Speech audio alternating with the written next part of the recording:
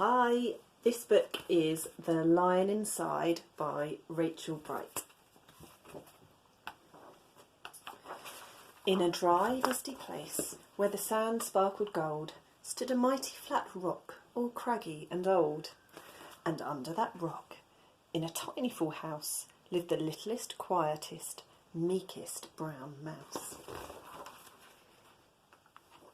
He was so very tiny, so incredibly small, that nobody noticed him ever at all. He got trod on and sat on and missed out for stuff, ignored and forgotten. Yes, mouse life was tough. Meanwhile, far above, on top of the rock, times were quite different. It was lion o'clock.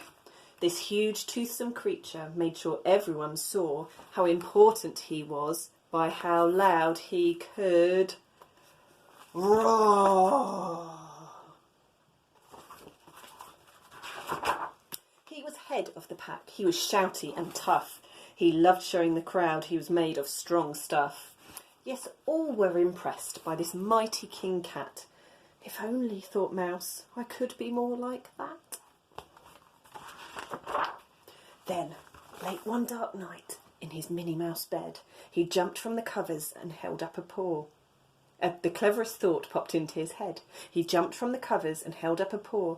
I've got it, he said. What I need is a roar. I mean, what if this mouse, with the weeniest squeak, was a little more grrr and a little less meek?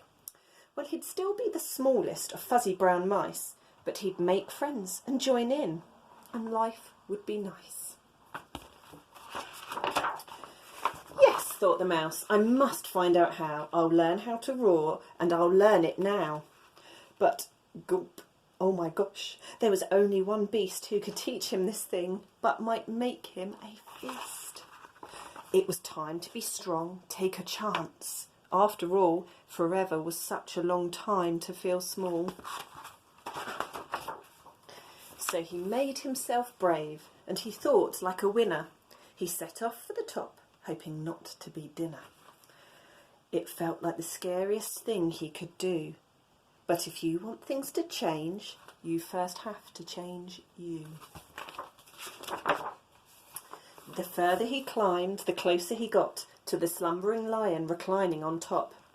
Then at last, as he stood on his tippity toes, he found himself suddenly nose to nose.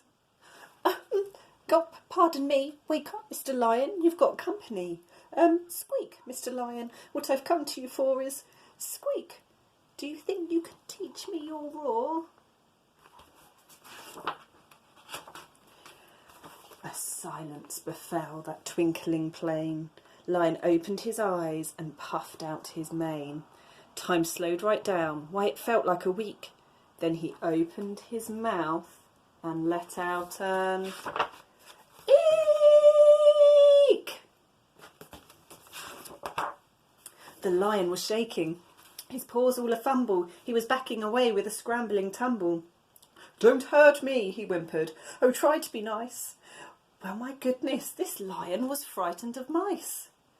Don't worry, Mouse peeped. I'm a friend, not a foe. Let's rock this together. We'll have fun, don't you know? That was a magical moment for sure, when Mouse didn't feel at all small anymore. He had found his true voice and learned how to speak out. And for that you don't need to roar or to shout. And from that day and always, the two were a pair. They both liked that rock better, now the rock was to share. The mouse, while still little, felt big in his head, and Lion, he roared, but with laughter instead. Yes, that day they both learned that no matter your size, we all have a mouse and a lion inside. The end.